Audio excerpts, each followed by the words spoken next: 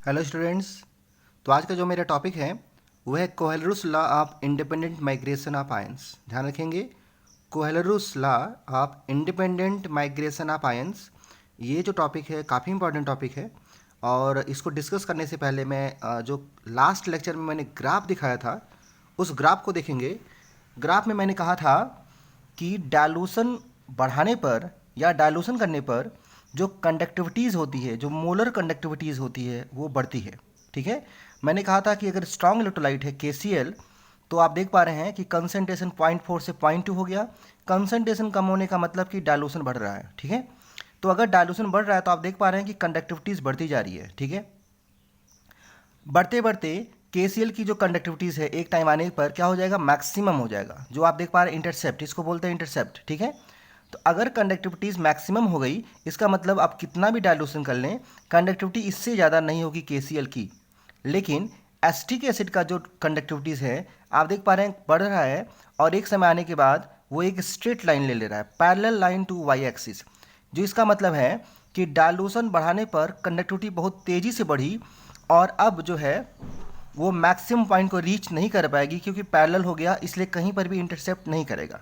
अच्छा, इसका मतलब ये हुआ कि एसिटिक एसिड का मोलर कंडक्टिविटी, जो मैक्सिमम मोलर कंडक्टिविटी है, वो हम ग्राफ के हेल्प से नहीं पता कर सकते।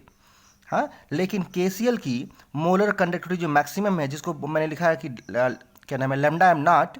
ठीक है, ये आप देख पा रहे हैं कि हम इंटरसेप्ट की हेल्प से हम आसानी से ग्राफ की हेल्प से कैलकुलेट कर सकते हैं। ठीक है, तो मोलर कंडक्टिविटी मैक्सिमम या लिमिटिंग मोलर कंडक्टिविटी, ठीक है, या आप कह लीजिए कि maximum molar conductivity on dilution strong electrolyte का कैलकुलेट किया जा सकता है with the help of graph, with the help of this equation. ठीक है, मैंने इक्वेशन बताया था आपको, डीवाई हैकल इक्वेशन है।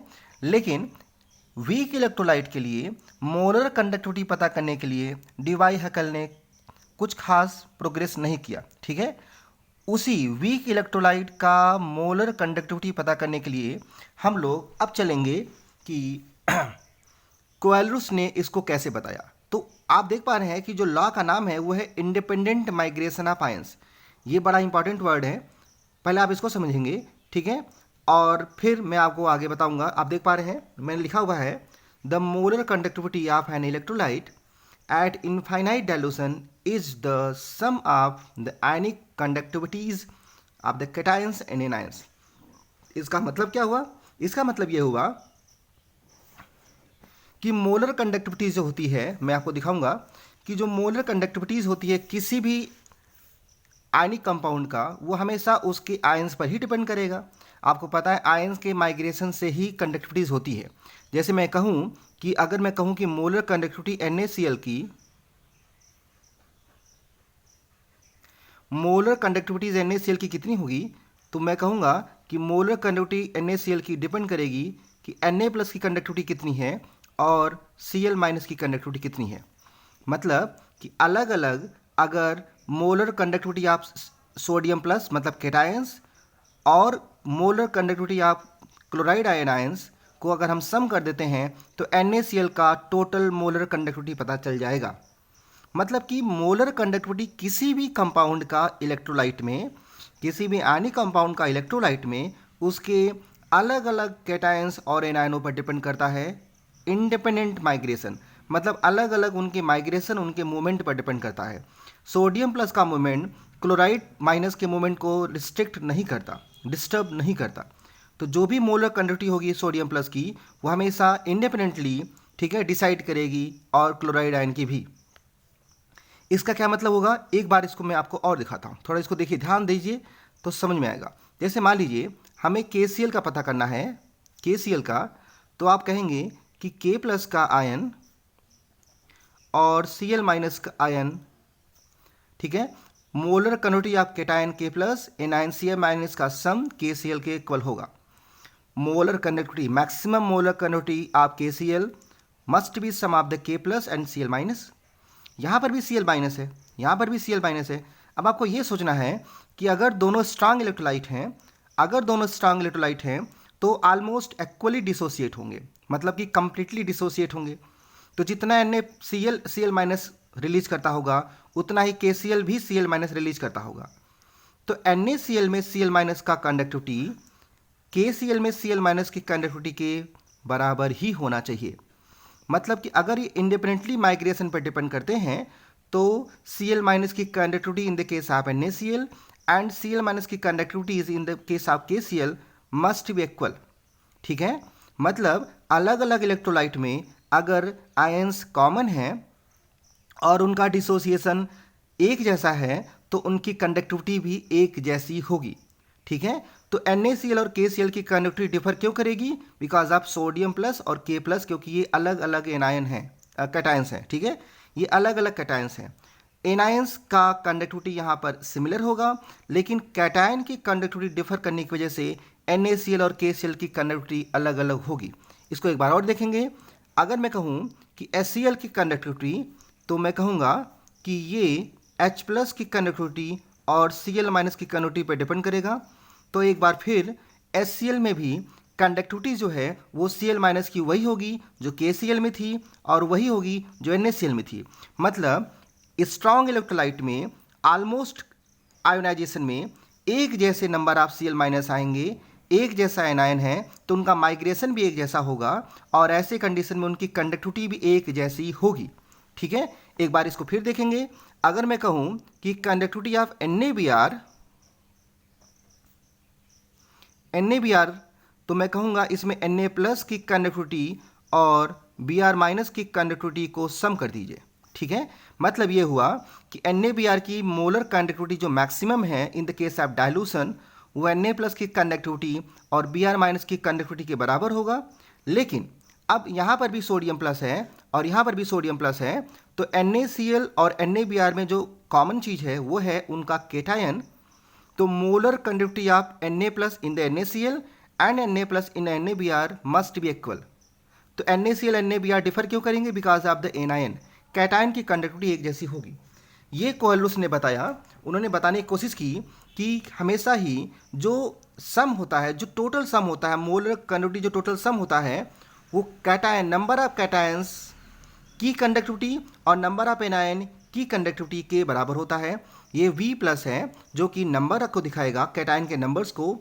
ये लैम्डा नॉट प्लस है, ठीक है, जो उसकी मोलर कंडक्टिविटी को दिखाएगा, V माइनस और लैम्डा माइनस। ठीक है, जैसे कि Na प्लस NaCl है तो Na प्लस और Cl माइनस है। अगर मैं कहूँगा BaCl2 तो यहाँ Ba प्लस प्लस हो जाएगा, प्लस 2 लैम्डा, ठीक है, Cl माइनस हो जाएगा। मतलब कि यहाँ V माइनस की वैल्यू जो है वो क्या हो गई? 2 हो गई। ठीक, इन दोनों का जो मोलर कंडक्टिविटी होगा वो इंडिपेंडेंटली डिसाइड करेगा BaCl2 की कंडक्टिविटी को। इसी तरीके से Al2SO4 का थ्राइस की conductivity 2Al+3 plus 3 lambda SO4 minus 2 के कंडक्टिविटी के सम के बराबर होगा। ठीक, अब इसी स्ट्रॉन्ग इलेक्ट्रोलाइट का हेल्प लेकर के हम पता करेंगे वीक इलेक्ट्रोलाइट की कंडक्टिविटी। यही आपको समझना है इस थियरी के हेल्प से, और यही क्वेश्चन आपको बोर्ड में क्या नाम है डिस्क्राइब करना है, बोर्ड में डिस्कस करना है कि वीक इलेक्ट्रोलाइट का कंडक्टिविटी हम स्ट्रॉन्ग इलेक्ट्रोलाइट के कंडक्टिविटी के हेल्प से कैसे पता करें। ठीक है, मैं आपको दिखाता हूं और समझाता हूं, समझिए इसको। मान लीजिए आपको मैक्सिमम मोलर कंडक्टिविटी पता करना है एसिटिक एसिड का, तो आप कहेंगे कि ये एसीटेट के मोलर कंडक्टिविटी और H प्लस के मोलर कंडक्टिविटी के बराबर होगा। ठीक है, मैं आपको सॉल्व करके दिखाता हूं, थोड़ा इसको देखिए और समझिए, कोशिश करिए। अगर मैं कहूँगा कि एसिटिक एसिड, तो इसकी मोलर कंडक्टिविटी एसीटेट के कंडक्टिविटीज और H प्लस के कंडक्टिविटी के सम के बराबर होगा। लेकिन एसिटिक एसिड चूंकि वीक इलेक्ट्रोलाइट है इसलिए ये कंप्लीटली आयोनाइज नहीं होता, इसलिए हमको मैक्सिमम नंबर ऑफ या almost equal number of acetate या H प्लस आयन नहीं मिलेंगे। चूंकि ये वीक इलेक्ट्रोलाइट है तो डिसोसिएट सही से ना होने की वजह से हमें जो एसीटेट की वैल्यू है, मोलर कंडक्टिविटी ऑफ एसीटेट और मोलर कंडक्टिविटी ऑफ जो H प्लस है, वो वैल्यू हमको अलग अलग कहीं और कैलकुलेट करना पड़ेगा। उसके लिए हम ध्यान से सुनिए मेरी बात, उसके लिए हम इसी आयनों के, यही एनायन और इसी कैटायन के स्ट्रॉन्ग इलेक्ट्रोलाइट को डिस्कस करना पड़ेगा। जैसे ये है सोडियम एसीटेट, इसकी मोलर कंडक्टिविटी पता किस पर डिपेंड करेगी? एसीटेट पर और सोडियम प्लस पर। समझ बात आ रही है? ये है HCl, इसकी मोलर कंडक्टिविटी डिपेंड करेगी H प्लस पर और Cl माइनस पर, जैसे मैंने पीछे बताया है अभी आपको। ठीक है, थोड़ा ध्यान से देखेंगे। एसिटिक एसिड के मोलर कंडक्टिविटी को पता करने के लिए हमें चाहिए एसीटेट, जो कि सोडियम एसीटेट में कॉमन है, हमें चाहिए H प्लस जो कि HCl में कॉमन है। लेकिन इन कॉमन कंडक्टिविटीज़ के में भी Na प्लस और Cl माइनस एक्स्ट्रा हो जा रहा है। और आपको पता है कि NaCl की कंडक्टिविटी भी डिपेंड करती है Na प्लस पर और Cl माइनस पर। ठीक है, अगर मैं इसको इक्वेशन फर्स्ट करूं, इसको सेकंड करूं और इसको इक्वेशन थर्ड करूं, थोड़ा ध्यान से देखिएगा। ठीक है, इक्वेशन फर्स्ट को इक्वेशन सेकंड से जोड़ करके इक्वेशन थर्ड अगर माइनस कर दिया जाए तो क्या मिलने वाला है। फर्स्ट और सेकंड को जोड़ के अगर थर्ड को माइनस कर दिया जाए तो क्या मिलने वाला है, थोड़ा देखिए। तो जब आप फर्स्ट को सेकंड से जोड़ेंगे तो उनके ये कैटायंस एनायंस सब जुड़ जाएंगे। ठीक है, वहां पे क्या आएगा आपको, थोड़ा मैं आपको करके दिखाता हूं, देखते जाइए। ठीक,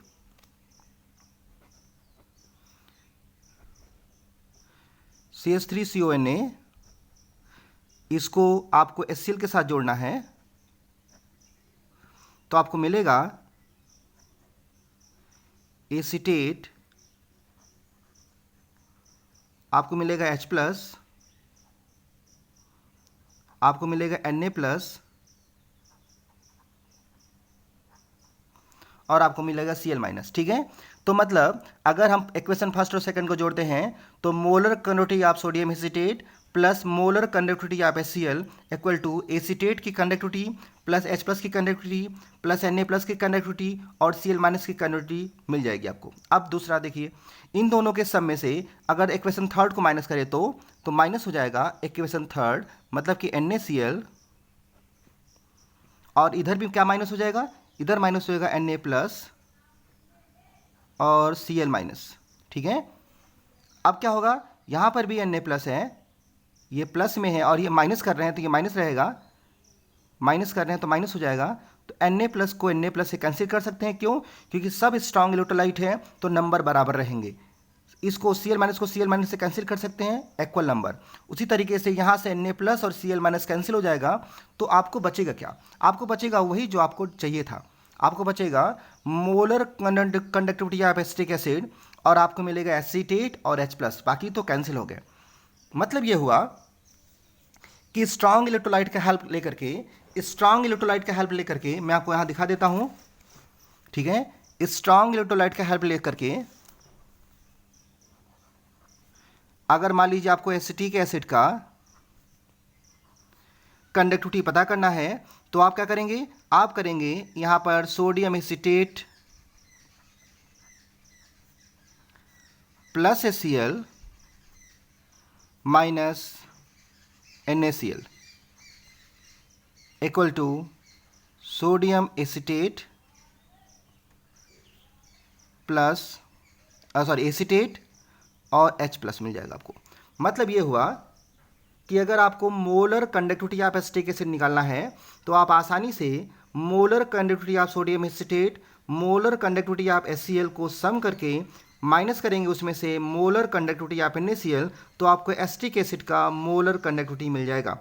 तो हमेशा ही वीक इलेक्ट्रोलाइट की मोलर कंडक्टिविटी को पता करने के लिए हम स्ट्रांग मोलर कंडक्टिविटीज़ का हेल्प लेते हैं और उनके आयंस के हेल्प से, ठीक है, हम वीक का पता करते हैं।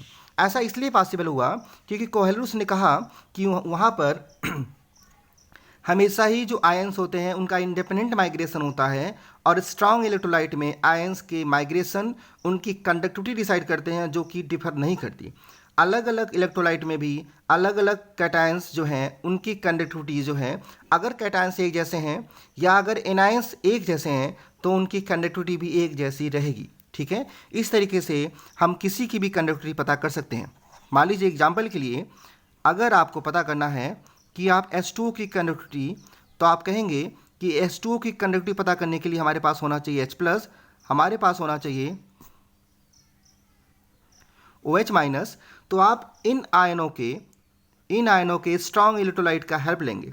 मतलब कि आप H+ के लिए HCl ले सकते हैं, आप OH- के लिए NaOH ले सकते हैं, फिर आप कहेंगे कि H मिल गया, OH मिल गया, लेकिन Cl और Na एक्स्ट्रा है, तो इसमें से NaCl को माइनस कर सकते हैं। जो आयंस एक्स्ट्रा है उसमें से उसी आयंस के स्ट्रॉन्ग इलेक्ट्रोलाइट को माइनस कर देंगे, तो आपके पास क्या बचेगा? सिर्फ H2O बचेगा। तो H2O की मोलर कंडक्टिविटी इक्वल टू होगा molar conductivity of HCl plus molar conductivity of NaOH minus molar conductivity of NaCl। इस तरीके से आप वीक इलेक्ट्रोलाइट H2O का निकाल सकते हैं। किसी दूसरे इलेक्ट्रोलाइट जो कि वीक हैं कि कंडक्टिविटी निकालने के लिए हम यही प्रोसेस अपनाते हैं। इसी को बोलते हैं कोहलरूस का एप्लीकेशन, उनके लॉ का एप्लीकेशन है। ठीक है, तो आप आसानी से अब इसको निकाल सकते हैं। इसको आप समझ रहे होंगे, मैंने आपको दिखाया कैसे। ठीक है, अब इंपॉर्टेंट बात है, उसके आगे बढ़ते हैं। अब जैसे मान लीजिए एग्जाम्पल दिया है, इसमें मोलर कंडक्टिविटी आप CaCl2 और MgSO4 को कैलकुलेट करना है। डेटा जो है टेबल 3.4 में दिया हुआ है, तो टेबल 3.4 से सीधे आप कैल्शियम का कंडक्टिविटी Cl- की कंडक्टिविटी लेकर के सीधे CaCl2 निकाल सकते हैं, MgSO4 निकाल सकते हैं। ये स्ट्रॉन्ग इलेक्ट्रोलाइट हैं, इसलिए इनके लिए कोई भी क्या नाम है हेल्प नहीं लेना पड़ेगा आपको। ठीक है, कोई भी हेल्प नहीं लेना पड़ेगा, आप आसानी से निकाल सकते हैं क्योंकि ये स्ट्रॉन्ग इलेक्ट्रोलाइट हो गए। ठीक है, लेकिन अगर मान लीजिए ऐसे कहा गया, जो कि मैंने अभी आपको सॉल्व करके दिखाया है, कि molar conductivity of NaCl, HCl और NaAC, AC का मतलब होता है एसीटेट, मतलब NaC का मतलब सोडियम एसीटेट है ये। ठीक है, इनकी मोलर कंडक्टिविटी दी गई है Simon centimetre square mole inverse में, अलग अलग देख पा रहे हैं आप।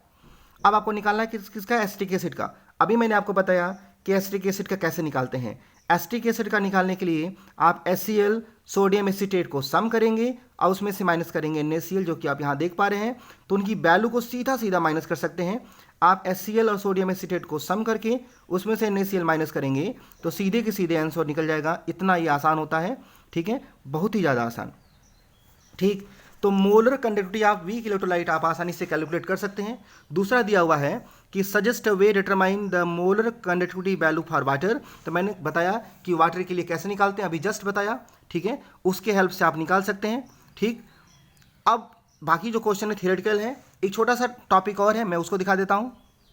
आपको याद होगा सॉल्यूशन चैप्टर में मैंने बताया था कि वीक इलेक्ट्रोलाइट कैसे डिसोसिएट होते हैं और उस ऐसे कंडीशन में डिसोसिएशन कांस्टेंट कैसे निकालते हैं। अभी तक आपको याद आ रहा होगा कि हम लोगों ने कहा था कि अगर वहाँ पे दो तरह के आयंस हैं तो वहाँ पे डिसोसिएशन कांस्टेंट C⁴/1 - अल्फा होगा, जहाँ पे C कंसंट्रेशन होता है, अल्फा डिग्री ऑफ डिसोसिएशन है, जिसका मतलब होता है मोलर कंडक्टिविटी, मतलब कि λm upon maximum molar conductivity या लिमिटिंग मोलर कंडक्टिविटी। अगर आपके पास दोनों वैल्यू दी गई है तो आप डिग्री ऑफ डिसोसिएशन निकाल सकते हैं। ठीक है, और इसके हेल्प से आप आसानी से डिसोसिएशन कांस्टेंट भी निकाल सकते हैं। ठीक है, अब देखिए इस टॉपिक पर एक क्वेश्चन आपको एक्सरसाइज में दिया गया है एग्जाम्पल में। द कंडक्टिविटी मोल पर लीटर, ये कंसंट्रेशन एसिटिक एसिड का कंडक्टिविटी यहाँ दिया गया है। कैलकुलेट इट्स डिसोसिएशन कांस्टेंट मतलब Ka की वैल्यू, और maximum molar conductivity for acetic acid भी दिया गया है। तो आपको पता है कि मोलर कंडक्टिविटी इक्वल टू होता है कप्पा/C, याद आ रहा होगा आपको। तो इस तरीके से आप कप्पा, जिसका वैल्यू यहाँ दिया गया है, C की वैल्यू यहाँ दी गई है, सीधे करके निकाल लेंगे। ठीक है, यहाँ लीटर पर लीटर में है, इसे कन्वर्ट करेंगे सेंटीमीटर क्यूब में। इसको सॉल्व करके आप आसानी से निकाल लेंगे मोलर कंडक्टिविटी। फिर अल्फा को मैंने बताया भी कि molar conductivity upon maximum molar conductivity होती है वैल्यू, दोनों को सॉल्व करके निकालेंगे। और K की वैल्यू अभी मैंने बोला कि C⁴/1 - अल्फा होता है, मतलब कि सीधा का सीधा सारा का सारा वैल्यू फार्मूले पे होता है। इसी के हेल्प से आप इंटेक्स्ट जो है इंटेक्स्ट नंबर 3.9 भी सॉल्व कर सकते हैं। मोलर कंडक्टिविटी दी गई है, कंसंट्रेशन दिया हुआ है, डिग्री ऑफ डिसोसिएशन निकाल लेंगे आप। ठीक है, और डिसोसिएशन कांस्टेंट भी निकाल लेंगे। ठीक है, ये सारा का सारा टॉपिक कोहेलरूस लॉ पे डिपेंड है, उसके हेल्प से आप इस बातों को निकालेंगे। ठीक है, मैं एक बार और दिखा देता हूँ आपको। ये देखिए, ये कोहेलरूस लॉ है। इलेक्ट्रोलाइट जो है इनफाइनाइट डाइल्यूशन पे डिपेंड करता है सम ऑफ आयनिक कंडक्टिविटीज़, उसके हेल्प से ये सारी चीज़ें निकालेंगे। ठीक है, कोई फार्मूले की आवश्यकता नहीं है, बस आप ध्यान रखिए वीक इलेक्ट्रोलाइट जो होते हैं उनके आयंस के हेल्प से हम स्ट्रांग इलेक्ट्रोलाइट का यूज करते हैं। ठीक है, और उसके हेल्प से हम वीक इलेक्ट्रोलाइट की मोलर कंडक्टिविटी का पता करते हैं। ठीक है, ओके, थैंक यू।